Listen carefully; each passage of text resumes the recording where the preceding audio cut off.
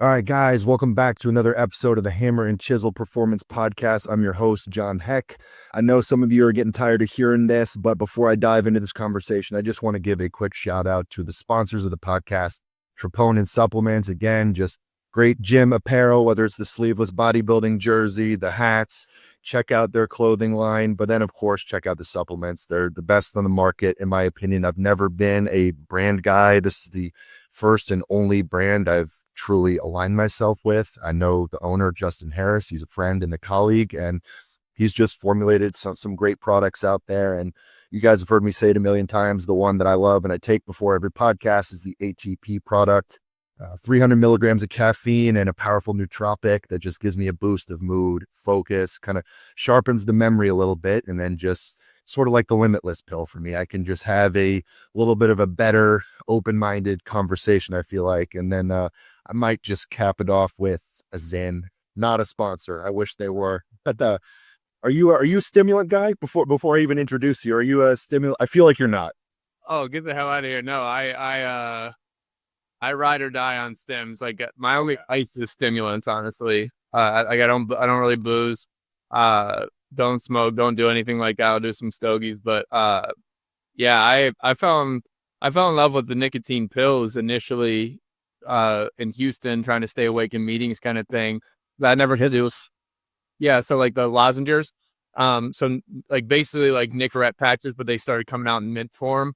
And then probably was that 2019 is when all this stuff started coming out, and I switched really quick. But I particularly with how many, like I've already ripped 20,000 miles on the road this year, caffeine and nicotine all day. Do I know the confirmation bias research on why nicotine's good? Yes.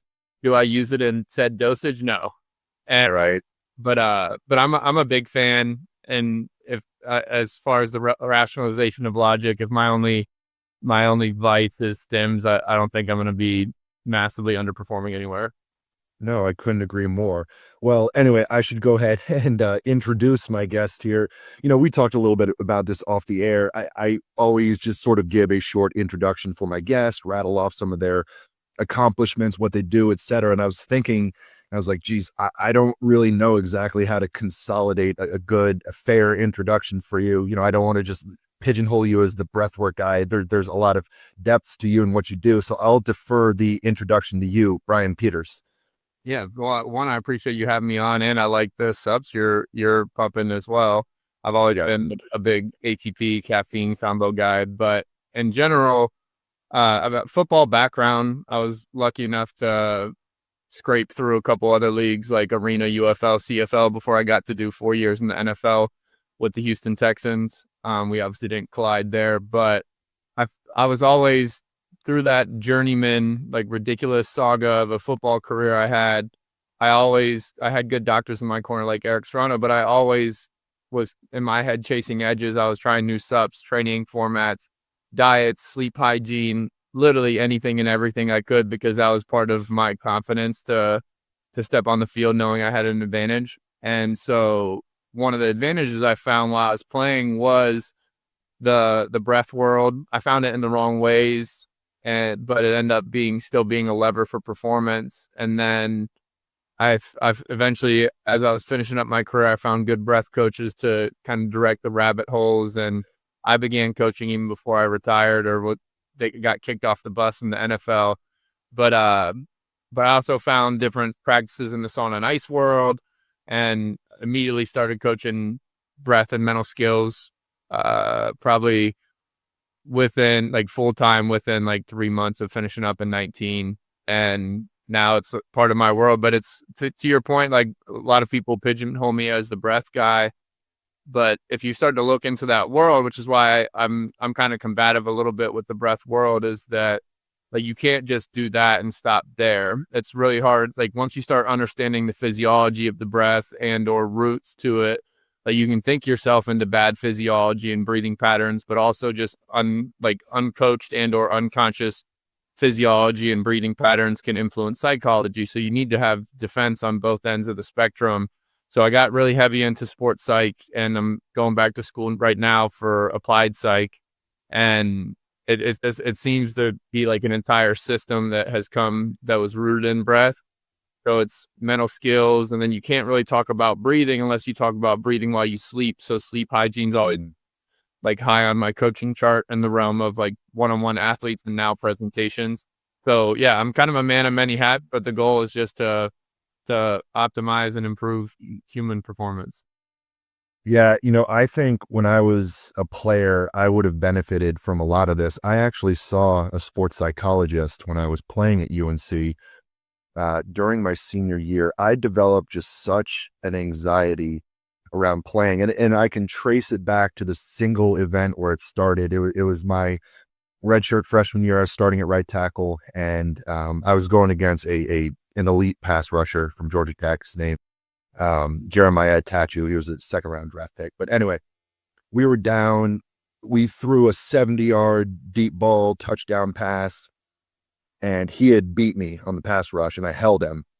And flag, holding, touchdown called back. We lose the game, and then I get on the bus, and I'm opening up Twitter, and it's just Tar Heel Nation's fuck you, John Heck. Go kill yourself, this and that. And then from then on, it just like poisoned my mind. It was just constant anxiety about playing from there on out. So, things like the breath work and just working with a sports psychologist, these are things that really could have benefited me. And I think there's a lot of people who hear breath work, they hear some of the mindset coaching, and they kind of roll their eyes, yeah, witch doctor type stuff. People don't really buy into it. But then when you talk to people who have actually invested in these things, and it's life-changing for them. So I'll be the first to admit that this is not something that I've brushed off in the sense that I don't believe in it, but it's something that I have not personally explored. And I think I can benefit from it. I'm sure many in my audience can, so I'll be excited to dive into a lot of this stuff with you. But just before we get into some of the details of that, you and I were both former football players. And I think we probably, like most players post-career, there's that transition period where you're finding your new identity, right? What was that period post-football like for you? It, it was glory, for lack of a better term, in the realm that I already knew I was going to coach performance. It was just like, at what point am I going to commit to it? Because I hung on to the football dream for a little while. I went, had a cup of coffee for like a week in the XFL just to show I wasn't hurt anymore with my ankle. And then Trump shut the country down for COVID kind of thing. I think it ended up being 2020, but I was already coaching the majority of my time and then training alongside that. But the commitment was medicine for me, committing to the career and hanging up the cleats and having closure, which a lot of people in professional sports and high levels of military sometimes don't get closure. They go to re-enlist and they're not welcome back, or the contract doesn't get renewed. All the above. Doesn't matter the equity you have with the organization, sports or military. But I was lucky enough to be around a bunch of other humans that I was coaching alongside and or coaching that had gone through or going through. So I always urge people to keep good company in transition. Don't isolate.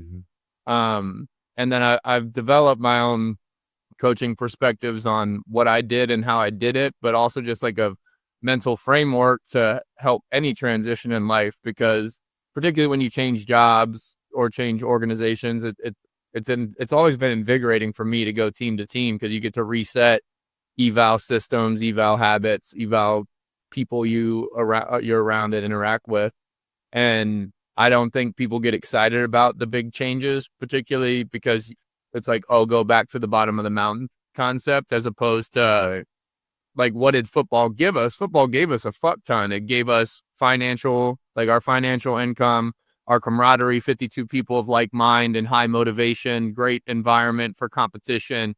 It gave us our training schedule, when to train, how to train, not a lot of conscious thought and or agency in those choices. So when you can reframe somebody's thought pattern, be like, hey, like, you get to choose and curate your environment in your life now. Like, get excited about that and get excited about trying new things. And you don't have to commit to something for the rest of your life. I think the big mistake is that in the realm of football and high performance, people try and go one for one. Like, I'll replace football with commercial real estate and maybe do some training on the side. I just say let's I always try and break it down, because that's what I eventually did. I just replaced some of my time with learning. I was still you mentioned earlier, I got around Corey G and those guys and was powerlifting for the camaraderie and the competition and just some of the fear of stepping under a massive squat and a deadlift and that kind of thing. On top of more family time and all these other things. So I've tangibilized that to a puzzle now, because I don't think people, one, respect the replacement that's happening and that the pieces can change size in essence. But it's like, see what your previous life like put together for you and why you liked it, and then just try and replicate, get excited, have some agency over it. Just know it's in your control, and that should be, I hope, exciting if you're conscious of it. And then part of the other process there, as you look at all these pieces, you can change the sizes, you can spend more time with family, you can go an entrepreneurial route, you can do whatever you want, and just try and find a way to put the borders around the edges, so like gentle guidelines for that everything's still progressing and or that things are in the right value. But one thing I don't think people that are currently in high performance and or are transitioning from high performance know is that like every day is a puzzle too.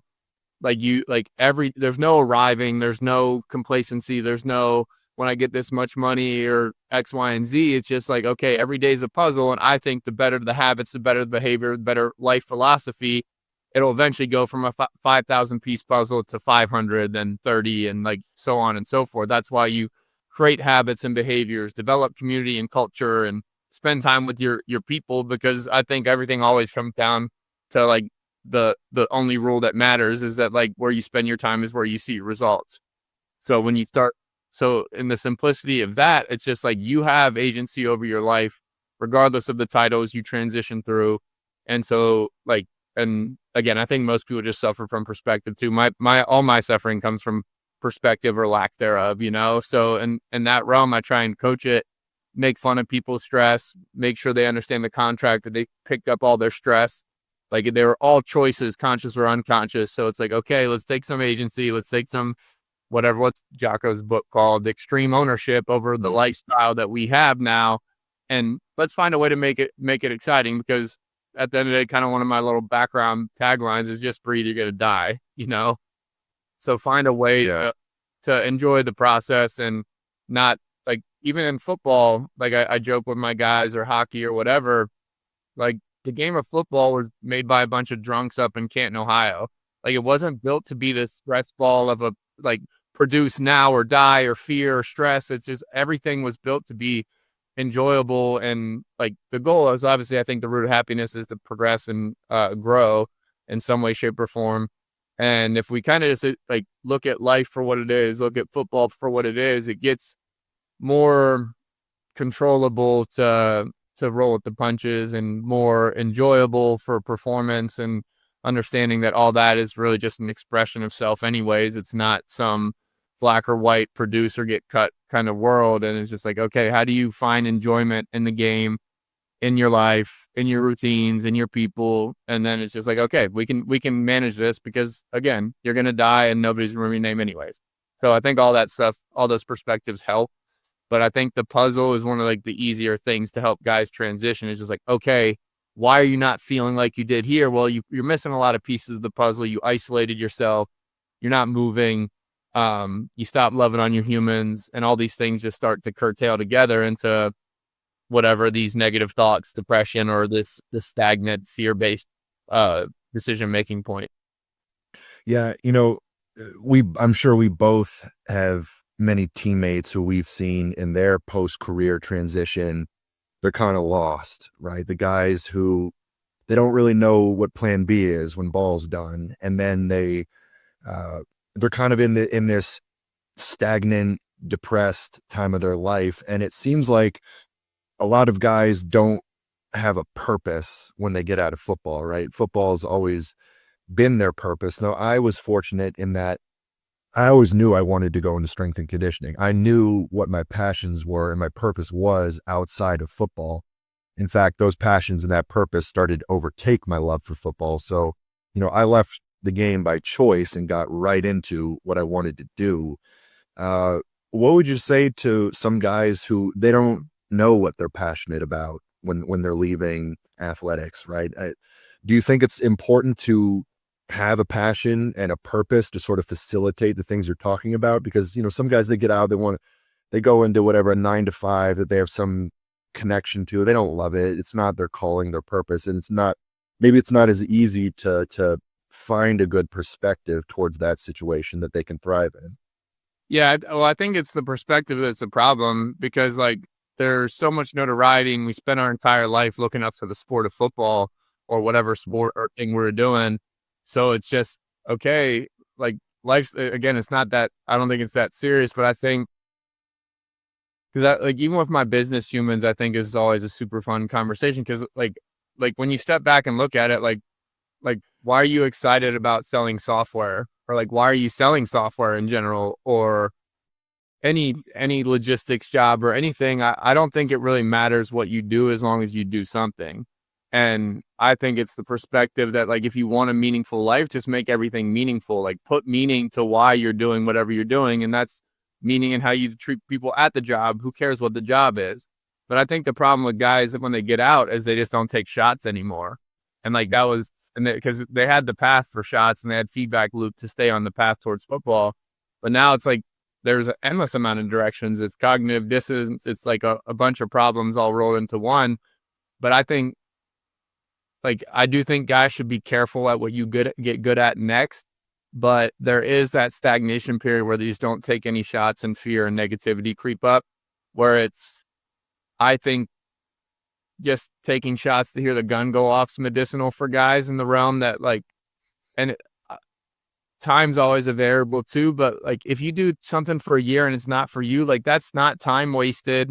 Don't be fearful of time. You never have to do that again in your life, and we can try something new, and maybe hobbies or something kind of stirred up something else there. But the cool thing about the NFL usually is guys get out with some grace because they have some money or something in that realm. And I think we taught it wrong as kids. I think the world's a little different now with what e-commerce and the internet and all these things have created. But in that realm, I think we got it flipped where it's hey, let's do what you love and find out how to make money, not the other way around. Do something you hate until you get enough money for freedom. And so if you follow that format for guys when they get out, a lot of times it is weightlifting and strength training, sports science, or it's but I've had teammates that are running 100 head of cattle on a farm now. I have guys that get right into financial, but I don't think by any means they're the same passion level of football. Again, I don't think you can replace the 1-for-1, but they have meaning to it. So when I hear the word purpose, like you said, it's just what are you willing to struggle for? And it's okay, I'm willing to struggle for money or growth or just focus of my time, whatever it ends up being. That's not a great way to say it, but I just think I always perceive stagnation as a disease state anyways. So regardless, you go do shit to get input. You get feedback somewhere else, because it's really easy to from your ivory tower say, oh, I can think a year down the road, where could I get, how many steps up the hierarchy, what would my day-to-day look like, how much money would I make? That thought pattern is very logical, but it's but you don't know till you know. So it's I think a lot of that is, how do you flip a guy into fuck around and find out mindset? You don't know until you fucking do it. So go do as much shit. Be this Olympian, she was awesome, Caroline Burkle, swimmer. She gave me a framework kind of as I was getting out, that was don't try and treat yourself like an adult again, or in general, people don't respect some of the relational differences that happen after you transition, like football. When you don't have football to talk about anymore, the team, or hey, how many catches in fantasy sports is Hop going to get this week, or whatever, conversations change. You need to learn how to be a son again, a brother again, a husband again. The dynamics change, your schedules just change, your incomes just change. So she had the framework that broke my head for a second, was hey, you're an infant again. In that realm, it's we have a lot of grace for infants breaking shit and puking and smearing food everywhere, It's and regardless, even at pro athletics, I don't think guys have a lot of grace for themselves. Perfectionism is a problem and all those things. It's the same thing outside of sport. So it's hey, you're an infant again. what's the recipe that always solves everything? Just hard work and grace, like grit and grace.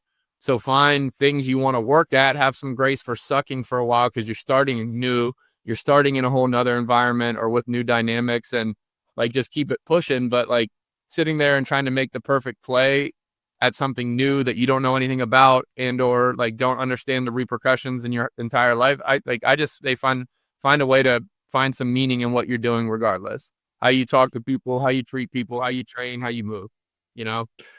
Yeah, I think some guys, and going back to perspective, they get out and they're going to a new job. Like you said, they're the infant. Okay, now that they've got to learn this new life outside of football, some guys will look at it at this like daunting, I don't want to start from square one.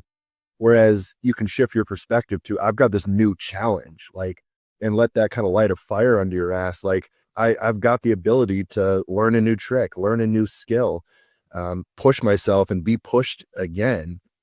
So that makes a lot of sense to me. Really, just the perspective you take, even if on paper it's not glamorous and exciting to you. Well, that's just your perspective, and if that's your approach to it, oh, this is boring, it's just a filler for the next 3 years until I find the real thing I want to do. Well, then the next 3 years of your life are going to suck and you're not going to progress yourself forward. Whereas even if maybe, hey, this isn't like my permanent career moving forward, if you just attack it like, well, okay, I'm selling insurance for the next couple of years. Well, fuck it. I'm going to be the best damn insurance salesman that I can possibly be. And I'm going to develop great relationships. And like you said, maybe I'm going to go back and rebuild a relationship with my dad or my wife, who I've neglected for the last 8 years of my football career. So there's so much meaning you can find in what on paper might look like sort of a meaningless situation. Yeah, I don't think it matters what you do. I think it matters how you do it always. And like I think everything's an art form.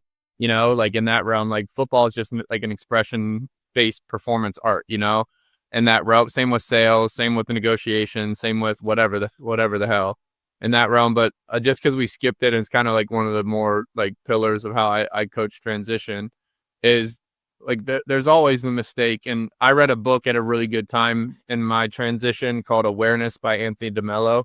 It kind of shatters identity and just really shows you that everything's about perspective and like, but it gets into religion and things like that too. How not to abdicate responsibility, how to like be Christ-like and love and not expect anything in return. Like that's what righteousness is and things like that. Just like good lessons in general, but it shatters the identity thing. But that lit the understanding for me that we should never identify with our titles anyways. And I think I had Brian McKenzie on my podcast a long time back, and he's like, you shouldn't identify with anything that can change. And so in my head, like meaning that like in the grand scheme of life, you go from son to father to grandfather to dead, like, Yeah. and like in the worst case scenario, you lose a son or something, like you're no longer a father, you crush. Like obviously, yes, grief's a thing, but anyways, like bad rabbit hole. But in the realm of what you should identify with is your capability. And I think it's important there because it's like my capability is what made me an NFL football player for a really long time, but people format it a different way, meaning like when you're trying to put together a resume after the NFL, it's like, oh, time management, work ethic, leadership, it's like none of those things change. We're just trying to format that into another job or another like mindset and perspective. But when like, I think it's really fun when you start looking at like all your competence and confidence all came from your capability and the development of that. Well, it's like, that's where I should always spend my time. And it's just sometimes you got to refocus the target for guys. It's like even I pushed one of my guys who always wanted to learn Spanish as he's like trying to transition out of the MLB. And it's like, okay, that invigorated him just as much as some of the other growth factors. So it's just like, to your point earlier, like I do think the car goes where the eyes go. I have this whole analogy around physiology, like with focus, but like whatever you like, in essence, like whatever you focus on, and what's Tony Robbins one-liner, like where focus goes, energy flows, or that kind of thing, and gets into some of the more physiology examples I have for the body being a car in general. But like if you can control your focus, don't keep looking in the rear view at the football career that's not coming back. And like, it's wasted time. Like just learn from that and hone your new skills, get excited about your capability, because like, you're not going to have confidence something new until you increase capability. So like, that's where the focus should always be, and identity should always hold. And like, but like, I think that the capabilities didn't go anywhere just because the football title changed. It's just, okay, we have to reformat and change the target. That resonates with me. That resonates with me a lot. Kind of the, I identify more with your capability as opposed to your title, right? That kind of makes me think of an experience I had. So when I got done playing, I got into competing in strongman and powerlifting, and I was kind of getting into my prime with strength.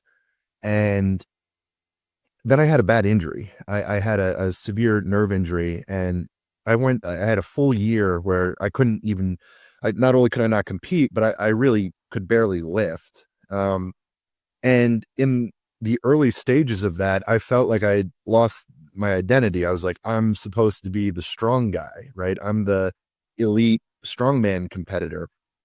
But I ended up shifting my focus towards, okay, I can sit here and feel sorry for myself, or let me just redirect my focus and efforts towards mobility work. A lack of mobility is part of why I got hurt. So that whole year, I just dove into mobility. And now that hearing you talk, I'm realizing, okay, I would have said my capability was I'm strong. Well, reality, I wasn't born strong.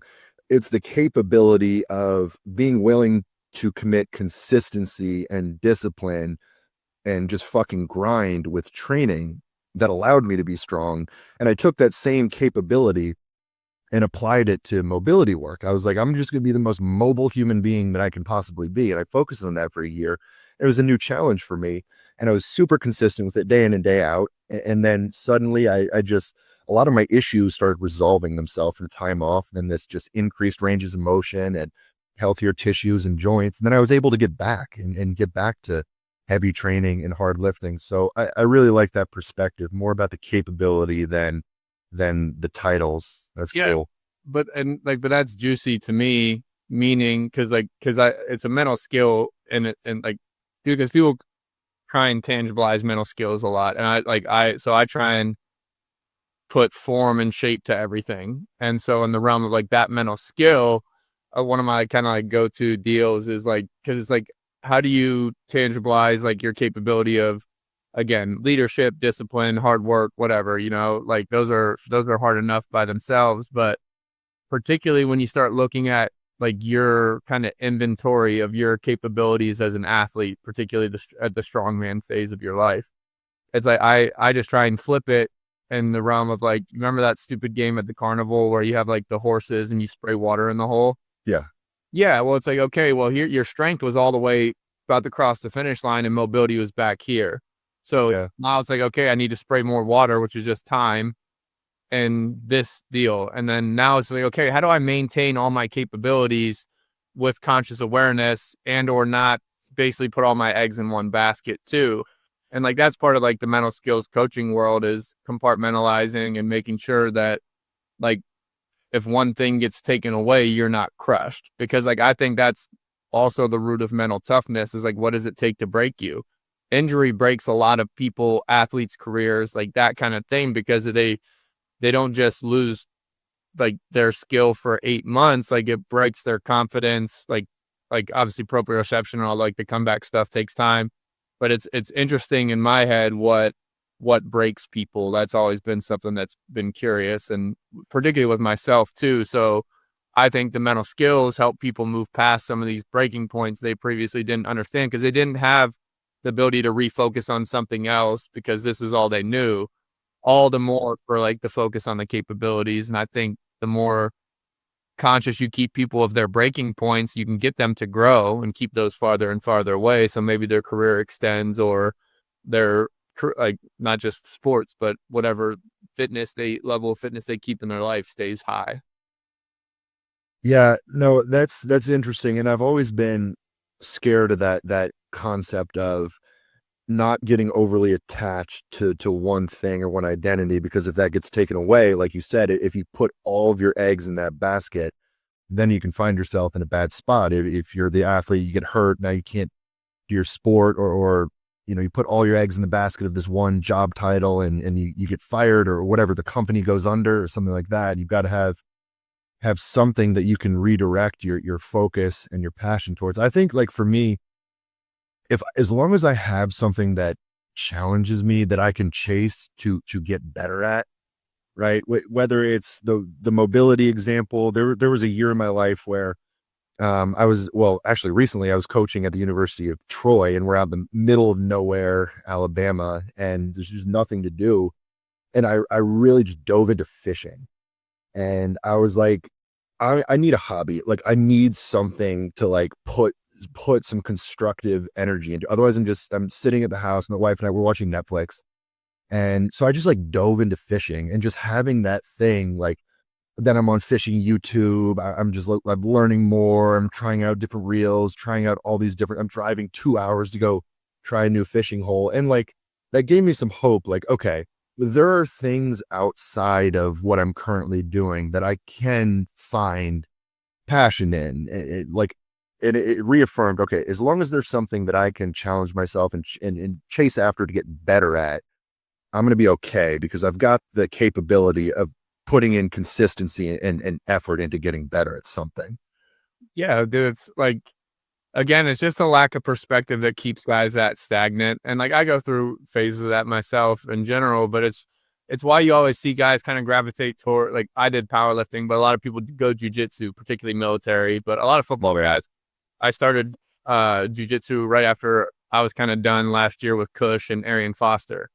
And like, I saw them light up into something for the first time. And then I think Aaron went into golf. It's just like, you harnessing that curiosity for a lifetime, I think, is always a goal. But it's only because I've learned about myself that anytime I'm growing, that's the closest I get to, like, happiness or pride in self. Because, like, Right. it's really easy when you're stagnant not to be proud of anything. And particularly for me, like, when I stay on the couch watching Netflix and stuff, like, it's fertile ground for negative thought, fear, doubt, like all the things that hold me back from growing my business, growing myself, relationships. Again, it's just like, people, sometimes we get stuck on money, income, or job title, but like, there's so many things to get good at and grow at: depth of relationships, peace of self, like all these things. And I think, again, as long as you, like, maintain your focus on something and you're growing something, I think it's pretty hard not to at least be, I guess, I don't like the word happy all the time, but mildly proud of what you're doing in life. But again, it's just, everybody's winging it. So find something to grow and focus on. Yeah. This is going to be a really stupid example, but again, you're just kind of making me think of little things, and just giving me a new perspective on it. I've noticed that, and you kind of just mentioned it, when you find yourself in periods where you're just sitting idly and you're kind of doing nothing, that really breeds the negativity or impulsivity. Bad ideas often can creep in, and that's very true of me.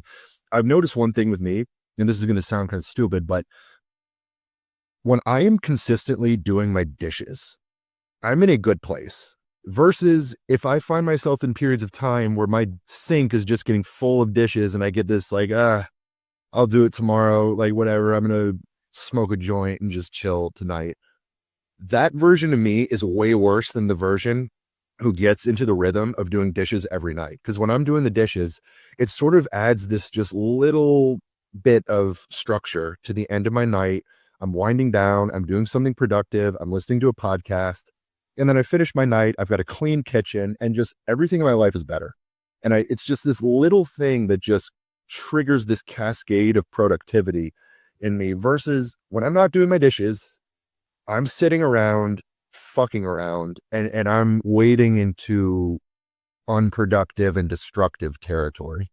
Guys, thank you for tuning in and supporting the podcast. I just wanted to take a minute to give a shout out over to my guys at Troponin Supplements. So they're the sponsor of the podcast, and in my opinion, they carry the best supplements on the market, and it's not even close. And they're the one company that I've wanted to align myself with. As a nutrition coach working with NFL football players, other professional athletes, strongman competitors, bodybuilders, powerlifters, fitness enthusiasts, endurance athletes. I have to be very particular about any supplement company I endorse. And with troponin supplements, frankly, it was a no-brainer. These are the products I've been using myself for the last few years before I ever became involved with the company. I know the owner personally, Justin Harris. He is one of the brilliant minds in the bodybuilding industry, and we've talked, and all he has wanted to do is just bring some of the elite top of the line products to the market, and that's what he's done. So these are the products I recommend and endorse to all my athletes, all my clients. I use myself, and I want to pass this along to you guys as well. So I'm going to highlight a couple products here. First and foremost, we've got the ATP. This is a high dose of caffeine paired with a very powerful nootropic. I take this before work. I take this before I podcast. This is going to give you a great boost in mood, in focus, memory enhancement. You're just going to feel like you took the Limitless pill when you use ATP. It's an effervescent tablet. You drop it in your water, it dissolves, tastes great. The next product, Field Rations. This is the premier intra-workout supplement on the market right now. It's a one-stop shop for all your intra-workout needs. It's based in highly branched cyclic dextrin, contains essential amino acids, electrolytes, tastes amazing. I use this within every training session. Then we've got the Suppressor Max. This is awesome for controlling your blood sugar.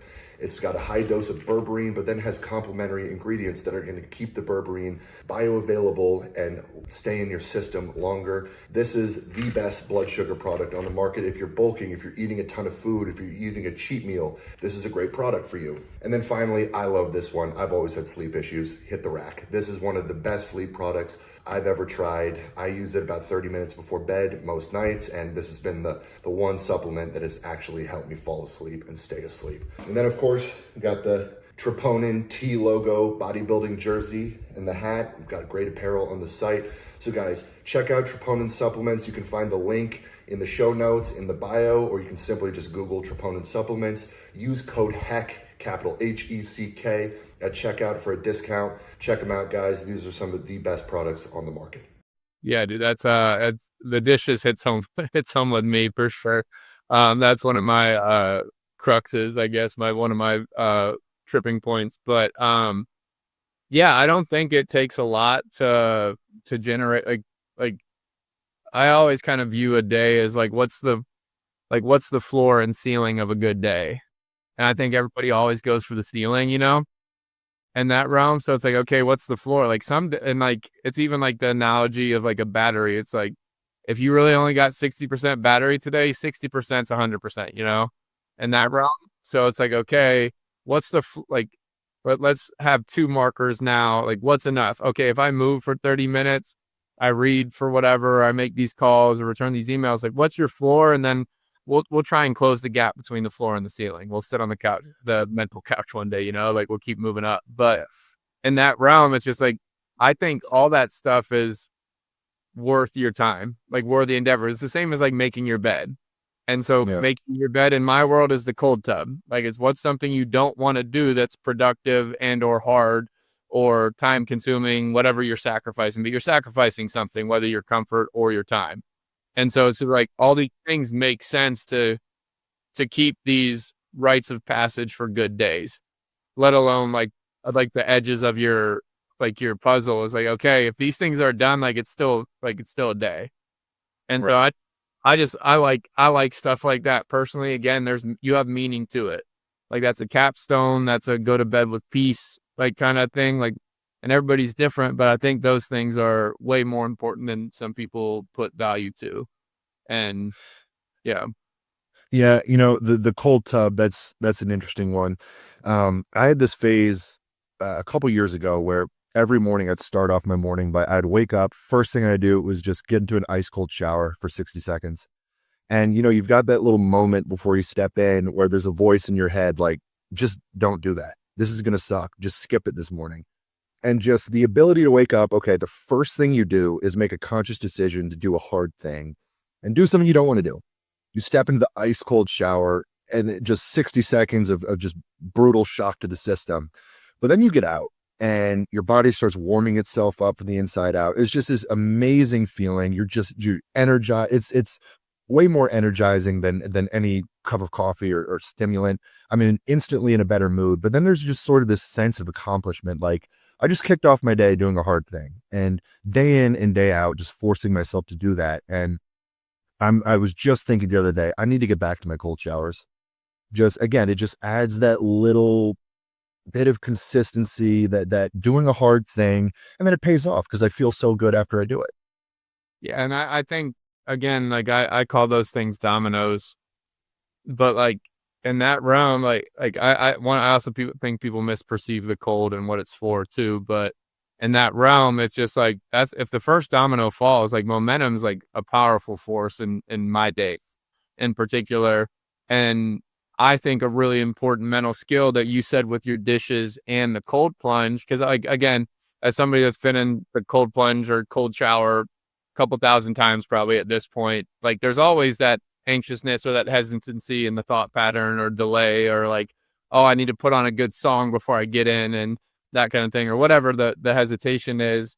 One thing that was massively beneficial for me, and I've been coaching it anecdotally for a while, is just like how fast can you close the gap between thought and action? And it's just like, Mm, and I find mantras and sayings for myself, and are they right or wrong? I don't know, but like don't think, just go is something I repeat on the regular, and that's with dishes, that's with cold showers, that's with like get your ass off the couch and go lift or make these phone calls or whatever, you know. It's like, and like so if you can close this gap, I think that's where a lot of agency and a lot of regrets mitigated too, in the realm of like most of us know what we should be doing. It's just I also don't think like this gets into kind of what we talked about beforehand, but people don't rationalize or understand the physiological influence of feeling on decisions in that realm. So it's like one of my like principles is, or like at least just like logic landmarks to shift people into respecting feel and not listen to feelings in general, is that like thought's a full body decision. And then I think we discount like there's ways to tell the story that are easier to probably digest for the listeners, but most people think like in the realm of decision making and or general direction in life that like this super smart human brain is making all these decisions. And so Mark Manson redid like an old psychology example of like the elephant and the rider as the consciousness car, in the realm that most people think this logical smart person's driving the car, and when in reality like the feelings and emotion side is driving the car, and the smart human is just like sitting in the front trying to navigate, so, like don't go off the cliff, don't ram us into another car kind of thing. And our feelings, like, and that's why part of my goal as a breath and physiology coach is to replicate feel, because if you feel good, you think good, you make better decisions and or find ways to replicate feel in that realm. But if you understand that like a lot of times it's just feeling, the feeling is driving the car, and like after about 3 to 5 seconds the logical brain will rationalize that the feelings are right. Like, yeah, I'll lift tomorrow. I don't need to go lift. Like, I don't need to go lift that. Like, I'll stop at 8 reps instead of 10. I know what's enough for adaptation, because like wisdom and knowledge is also a double-edged sword of like effort in that realm too. So it's like, it gets really fun to start teaching people how much feeling holds weight over decisions, and then how to create mental skills and or toughness to say, fuck what I feel, I'm getting in the cold shower. Fuck what I feel, I'm getting off the couch. I'm doing what I committed to, what I want to do. But not letting potentially like a dysregulated nervous system and or just unknown feelings actually dictate my day. yeah. No, I like that a lot. The concept of closing that gap between thought and action. That's big. I mean, how often do people they have this thing they want to do and they're just sitting there in hesitation, and then it just they lose the opportunity. Like I think in the single guy sees the woman that he wants to approach, and he's like, I want to go talk to that girl, and he's just sitting there like waiting for that opportunity, and then before he could do anything, she's gone. It's like the ability to close that gap and just, man, go take a shot, right? Yeah, just the fuck around and find out principle, I think is slept on in that realm, because, and I spent most of my football career afraid of failure as well.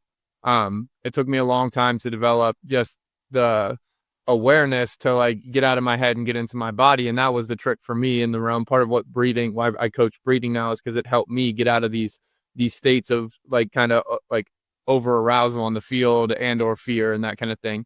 But in general, like the fuck around and find out principle, like people just have a misunderstanding of failure.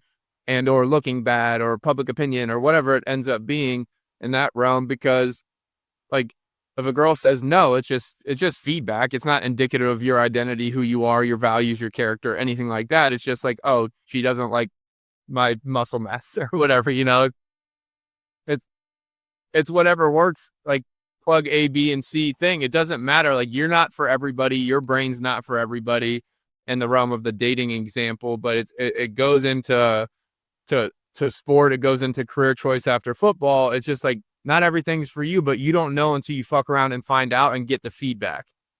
And then after that, let's hone the fucking feedback. Like let's keep these feedback loops tight so that I like, and that's why we all chase coaching and or listen to the podcasts and read the books about the greats and find the breadcrumbs to the best path, the most efficient path, and all these things. It shows up as, again, just the whole life is just feedback loops and how we can close the gaps in these decisions to go get better feedback. Yeah. Just building again on the closing the gap between thought and action. I was just training today, heavy deadlifts, and I had my injury a few years ago, and I used to approach the deadlift bar with no fear, just grab it, rip it, and go. And ever since my injury, I've had to battle with that little seed of doubt in my mind. And I was approaching that heavy deadlift bar today, and I'm setting up, and I just feel myself kind of hesitating. I'm like, just go down and pull, and I'm kind of sitting there hesitating. And then I step back and I was like, wait, I just got to reset. I cannot approach this deadlift bar with any hesitation. If you hesitate with 700 pounds in your hands, that's where you get hurt. It's when you apply full force and just go. That's when you can have success with this. And you know what? In the off chance that I get hurt, fuck it. At least I'll have taken my shot. Like I can walk away knowing that I attacked this thing versus leaving the gym knowing that, hey, I probably could have pulled that deadlift and I was just too much of a coward to go for it. Right. Yeah, but God, there's so much wisdom in that analogy in and of itself, and the self-talk that happens, because I see this in a couple different forms. Because a lot of times I'll be coaching cold tub because breathing's a really easy thing to coach to downregulate in a stressful environment like cold tub. But like most people don't pay attention to their thoughts and or their breathing and physiology before the 30 breaths before they step in the cold plunge, So like that's performance anxiety. Like particularly if you've never been in, like everybody has their own relationships with cold, but same with the heavy weight and the squat. It's like nobody ever coached me on this headspace before I go in. It's just, these are my patterns and I repeat them. And that's where we find things like me is like, don't think, just go. But that's evolved in, like, cause I do this with like batters and the batter's box or on deck, across different sports and like in performance anxiety windows of performance in general. But in that realm, it's like, okay, do I have the skill? And I think one of the biggest mental skills of like that breathing becomes is like, get out of your head and get into your body. Well, if I'm focused on these 10 breaths, like you just add more to the distraction and smoke and mirrors that it is like, do I have a count? Do I have a ratio, a protocol? And then I know what words I'm saying to myself to replicate the same headspace where I attack shit. And yeah, that's doable. It just needs reps, same as any other muscle. Like any mental muscle is the same as a bicep. It doesn't grow until you fucking train it. And so how can I occupy that space? How can we trim the fat on the words you say? And then how do we know that despite the stimulus, despite the environment, I can still stick to my breaths, my thoughts, my execution? And I think that's the fun world of what I do, is because doing that across a bunch of sports and military and fire departments, and everybody has these same narratives in performance. And it's like, okay, like, how do we get ourselves out of our own way to trust the preparation I already have and all this shit just to go execute something I know I'm capable of? And so it's such a fun world of thought and like world of coaching. That's why like I truly love what I do. But it's like that is illustrated in every industry I've ever coached, Yeah.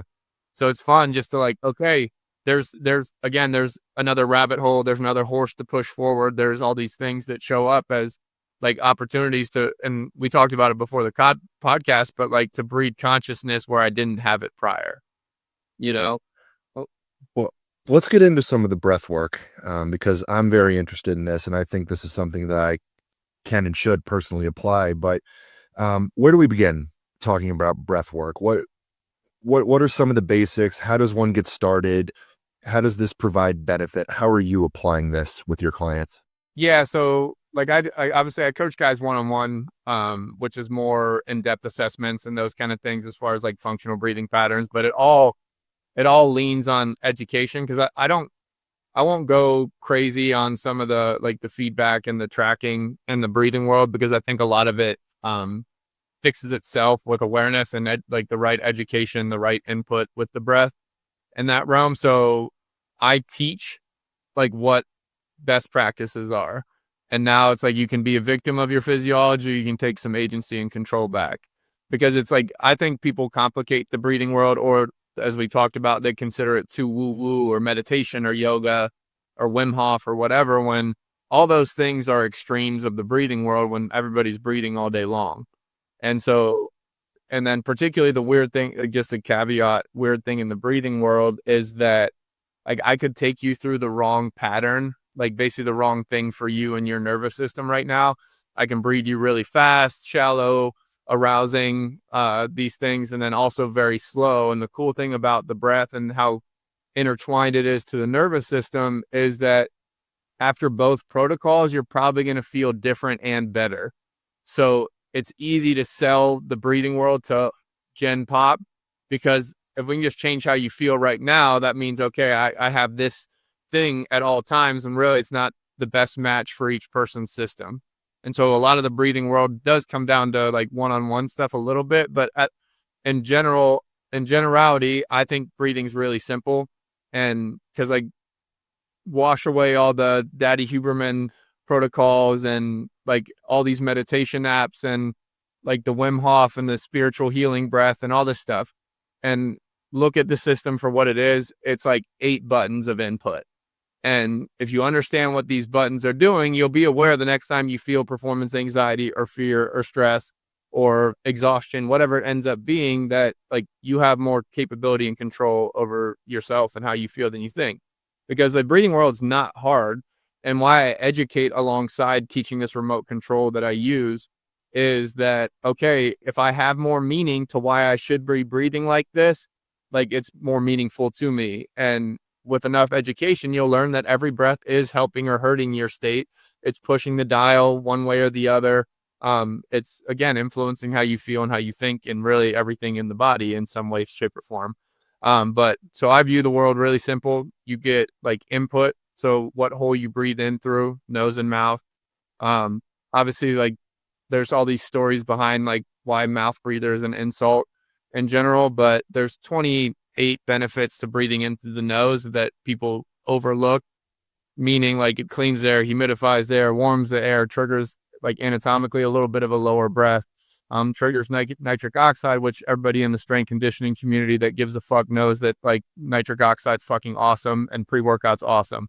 And so just the vasodilation effect that can come from there, on top of the diffusion of oxygen in the lung itself, is like, okay, I get better oxygenation breathing through my nose.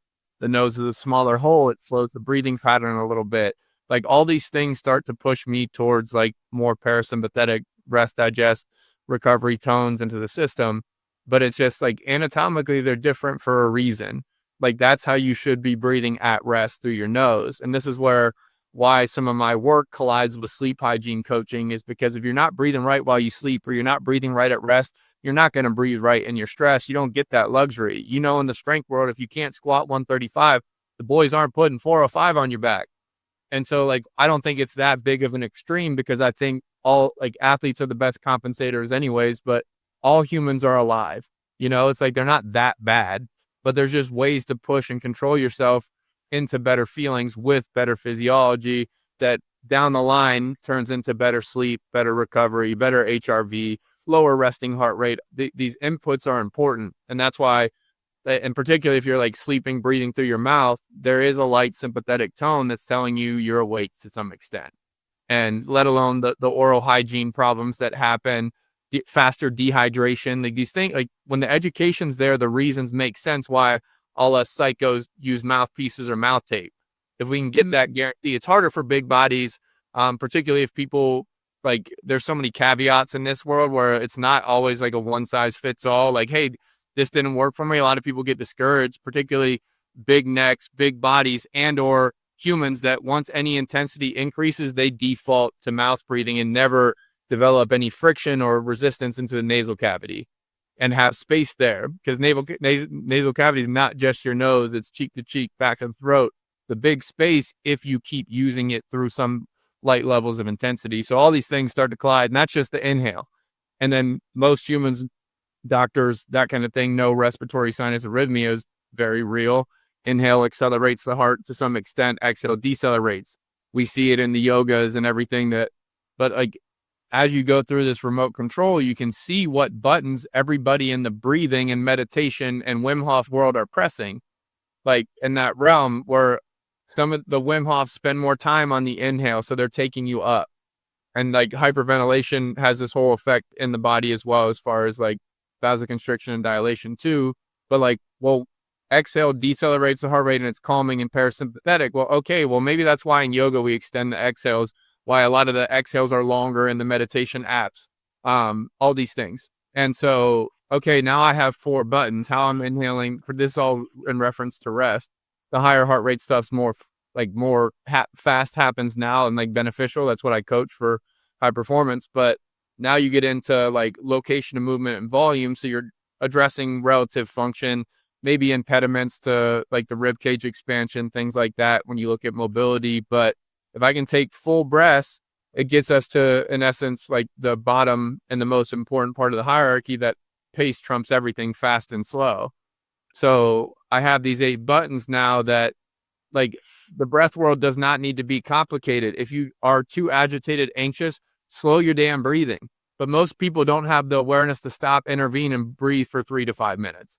It's dumb, but it's like that. I'm fighting awareness and consciousness more than I'm fighting respiratory function. And it's like, and when you can curtail it to sports where it's like, okay, like if I can transition out of the sympathetic, like stress and adaptation phase that I was just in the weight room or post game, I can start getting closer to recovery and or recovering before I even walk out the door. If I take 3, 5, 7, 12 minutes, however long it gets me to change state. But if you press these buttons for that long, it is absurd how different you will feel. And so it's like, okay, this makes sense to be more parasympathetic, even just nudges towards it before I take my protein and creatine.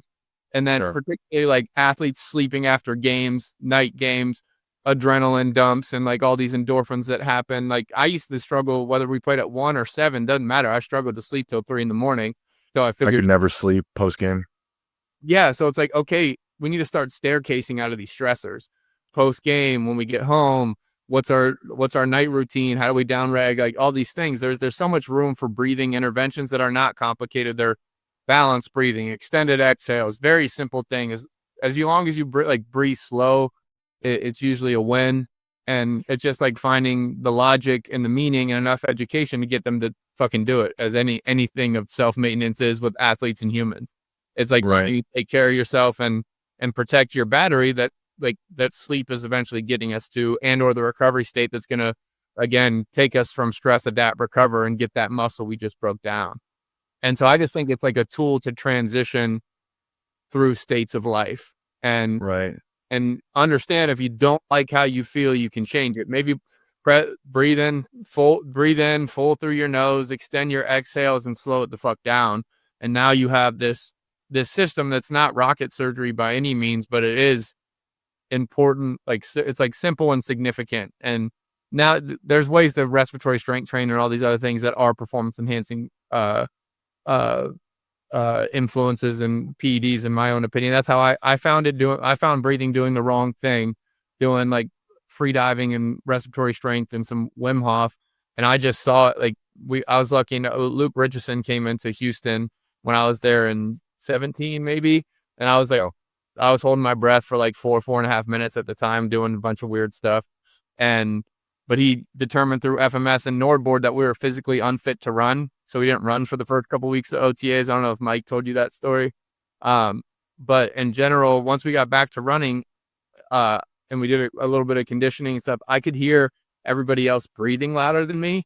And like, I wasn't even tired yet. And I was like, well, nobody's been running. I had this awesome little micro experiment And it's like, okay, there's something to the breathing stuff. Me breathing fast on repeat for minutes at a time, me isometrically holding breath holds for long periods of time. And then I found coaches like Brian McKenzie and Dr. Belisa and Laird Gabby that put me on better paths and mentored and were just kind humans to me in the space. And okay. And then I did my own guinea pig stuff and I found some shit that worked and I coach it, but it's a fun world, but it's not complicated until you get into higher levels of performance of like actually like trying to optimize VO2 max and delivery. But there's tools, intra-performance and mobility that like if you can get access to a bigger lung, some of these, the availability of breathing while you're in your stress is there when you Right. Well, would it be fair to say that some of the just low hanging fruit to pick for the average person who's not working directly with someone like you one-on-one would be, number one, get better at nasal breathing, particularly when sleeping. And then number two, just taking some conscious time to be aware and intentful with your breathing. Hey, just like you said, taking a few minutes to just focus on your breath and be intentional about slowing down your breathing, nasal breathing. Would those be some examples of just kind of starters, low-hanging fruit for the average person? Yeah, for sure. Like again, if there's arguments over neck size and stuff, but if you can find a way to have your partner double check that you're breathing in through your nose while you sleep, great starting point. Or if you want to try mouth tape or mouthpieces that lock your jaw forward and that kind of thing, just very common problem is the jaw drops, mouth open, acoustics for snoring, all these things go up. Mm-hmm. But that's where I get more of my thank yous from my athletes is like their wives and girlfriends or whoever is like, stop snoring. And that's not everybody. I'm not pumping that out as like a magic recipe. The bigger bodies are way harder, but the bigger bodies exemplify what I think everybody should do anyways is I think pro football and a lot of sports overlook base aerobic conditioning as like at scale of like the hours involved potentially. But anyways, going into walks, light aerobic work on the bike or jogging, breathing in and out through the nose for like, give it 30, 60, the research is all around 60 days, but most of my guys adapt by 30 or 40 days and perception of stress and fatigue go down. Like you see a lot of their breathing metrics, eye track go up very quickly. And it's just because, and that's why I don't think the breathing world's hard is like, okay, you now have a new threshold for output. And like, and Brian McKenzie taught me all the gears. I kind of simplified them for myself and how I coach, but gear one is in and out the nose. What's your threshold there? Like, and just kind of walk that threshold for aerobic output. But just anybody that previously would always default to mouth breathing once, like next time you're around a football practice, watch everybody breathe once dynamic starts. You'd be surprised at like the majority of people that switch. In general, if you just, I mean, I was the same way, and you can do fun things like fill people's mouth with water, like the gladiators did all that crap too back in the day. These are old solutions for old problems, in the same sense. But it's like, I think it's important to just like these light interventions, like actually like increase perception of air hunger and fatigue. And it's subjectively hard to track that. Like I hear it from like, I heard it not long ago from one of my fighters, just like practice feels easier now, like sparring feels easier. Okay. Like I can't, like we can see drops in like resting heart rate and things like that. But like, that's all we're chasing sometimes is like this stress, mitigation with guys, and just giving guys agency psychologically is a win. And knowing that you don't have to feel this and or like just teaching that performance anxiety is a great thing. Butterflies are a great thing. Blood's going where it needs to go to compete and fight, And so it's like, how do you just dissolve problems instead of solve problems? Sometimes it's some of the psychological intervention or just teaching enough tools and capability that guys are confident it doesn't matter what the fuck comes at you. I got it. And I have a tool to get out of this and this heart rate. And if I'm in 2-minute drill and I have to run this many fades, like I can start dumping CO2 and downregging better than the guy I'm competing against. And maybe that's my edge. There's so many little things in the breath world, but to the basic roots of what we're talking about, sorry, I get excited, but in the realm is just, yes, like it's that simple. Breathe naturally, which is through your nose. Try and solve your sleep first for a million reasons. And one, just, I'd like you to have a bigger battery for life and love, life, love, and performance. But if you're not sleeping, I always just like sharing it because it was a logic point for me. but Owen Lacey, a stud Irish coach, but he asked me one time, he goes, like, if you plugged your phone in at night, like, and you woke up and your phone was at 60% battery, you solved that problem, wouldn't you? I go, yeah, get a new phone, new charger. He goes, well, you're not doing that with yourself because your sleep sucks, you know?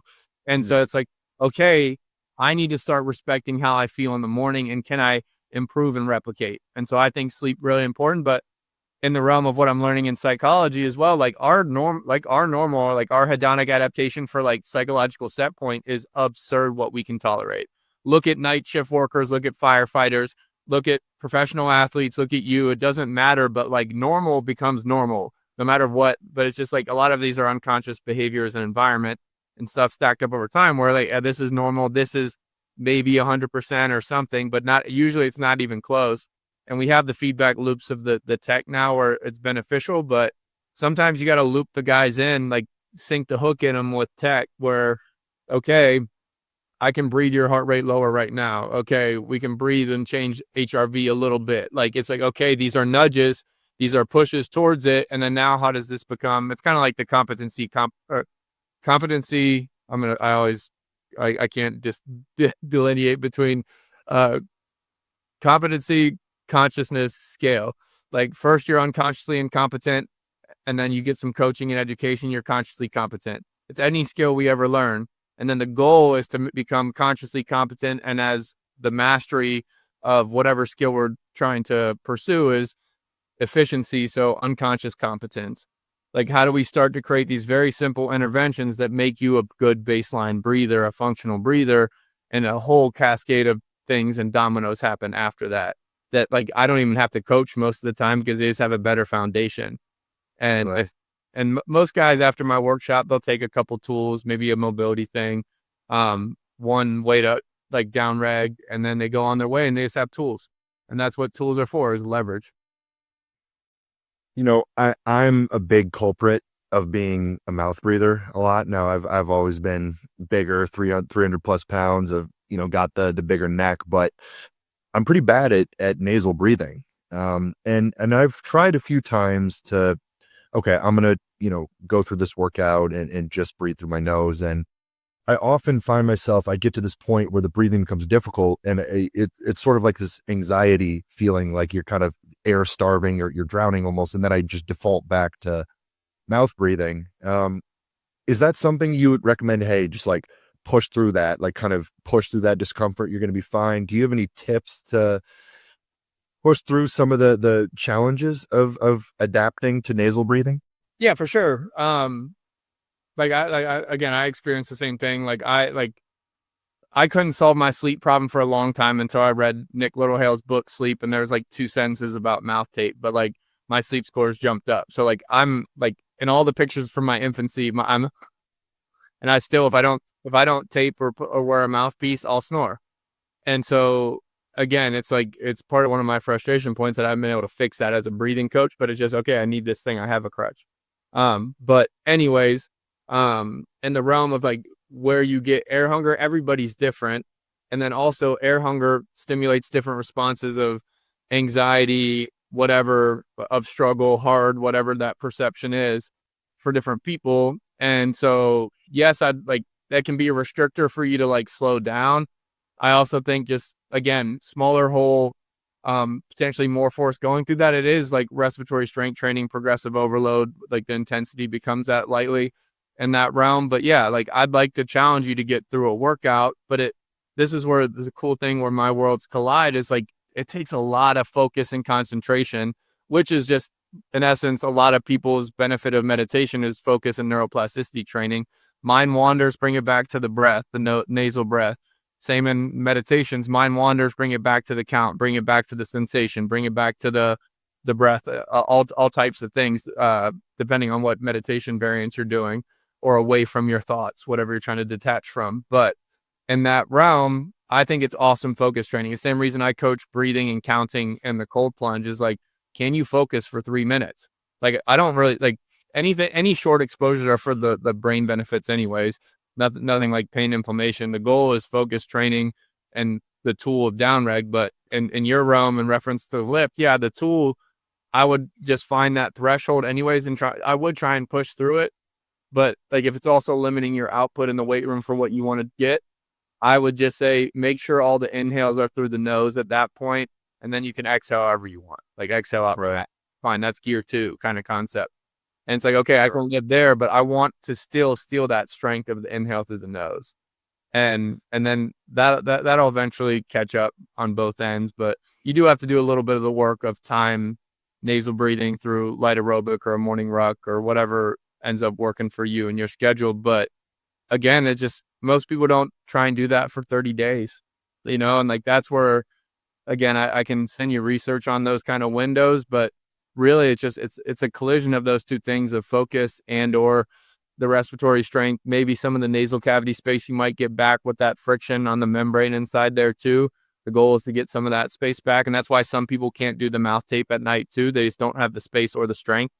And so I just think it's important to start pushing towards those little goals. And this, again, to your superpower, consistently put in the work at those things. I think you'll be surprised at either perception of fatigue and or maybe be able to get through some sleep with your nose. Yeah. No, I mean, like I said, I need someone to challenge me and just something to get better at. And I mean, this is something that I'm very interested in. And I'm going to spend the next 30 days focusing on nasal breathing. I'm 100% all in on that because I know that's going to benefit me in a number of ways. And I mean, I'm sure just improving my nasal breathing through sleep, I mean, it's probably adding years to my life, right? Not only just acutely assisting with performance as a lifter, but it's stuff like this this is why I love doing the podcast, just having conversations like this, just expanding my own skill set, exposing myself to new ideas and my audience to new ideas. So this is something that I'm going to absolutely apply. And I thought this whole conversation was very interesting. Just some of the talks on framing perspective and closing the gap from thought to action. And then of course, some of the practical application with the breathing. But anyway, man, we're coming up on an hour, 10 minutes here. So I'll wrap this thing up. I know if I switch topics, we'll dive into another, 45 minutes of a rabbit hole. And I know there's a lot more depths and skill set that you have within what you do. But man, in the meantime, what's next for you? Where can people find you? Next for me is a bunch of road trips coaching. And then I'm moving or not moving. I'll keep my home here in Ohio, but I'll have a home in Idaho as well, just kind of home base out of and protect my piece a little bit there. But my company's called Breathing for Performance. You can breathingforperformance.com on website and socials, that kind of thing. But how I operate, I travel and coach for the most part, just because like I do some work here with some teams in Ohio, but I'll do these 3 to 5 hour workshops coaching breath application, breath adaptation, sauna and ice. It's geared more toward, like, it's steered me more towards military and fire departments right now, but I coach all sports. It's human performance. I'm a believer that human performance is the foundation of high performance. So I teach the breathing and the human element and some of the primal psychology that holds us back and or limits recovery. But traveling coach. You can find me on socials at Brian_Peters10. Very responsive for the most part and on all those platforms. And yeah, I enjoy you having me on, or I appreciate you having me on, and thoroughly enjoyed the combo too. Yeah, man. Well, I appreciate you coming on, and I'll be in touch with you, just filling you in on some of the progress and feedback that I have as I go through my my 30-day nasal breathing journey here. So I'm excited to start on that. Just a follow up for listeners too. Like, the goal is to try and cue yourself into lower breathing. Some of it takes some mobility to get actual horizontal breathing, some of the 360 breathing, but just consciously trying to get your breath lower and fuller is part of the goal, alongside that nasal breathing through aerobic and or some of the strength training in particular, because usually you're stagnant. Yeah. Just something to think about. I like the coach. Yeah, it's all great stuff. And just as a strength coach, or well, I should say former strength coach in the football setting, these are the sorts of things that I'm like, man, I wish this was a tool that I had to help some of my athletes. But that's why I'm glad there's coaches like you out there spreading the good word on this sort of thing. And then, of course, the podcast gives me a platform to spread some of this information and expose people to guys like you and concepts like this. So anyway, we'll go ahead and wrap things up. Guys, go check Brian out on social media. Look up his services. Super smart guy, awesome dude. Appreciate you coming on, man. And guys, you can find me. Just go to my website, hammerchiselperformance.com. My training programs, ebook, coaching services for diet and training are there. You can find me on Instagram as well, of course. And then episodes of the podcast will be dropping on YouTube and Spotify every Tuesday. So anyway, guys, we'll wrap this up. Brian, appreciate you coming on, man. Easy. Thank you for having me. Enjoyed it. All right, guys, we'll catch you next time.